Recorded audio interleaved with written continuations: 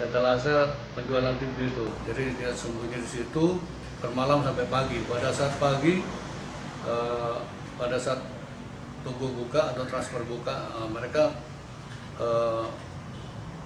mondar-mandir seperti karyawan biasa, sehingga mereka tidak curiga.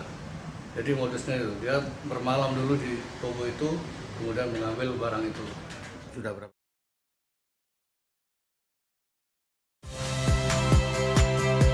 Saya Friska Clarissa. Saksikan program-program Kompas TV melalui siaran digital, pay TV, dan media streaming lainnya. Kompas TV, independen, terpercaya.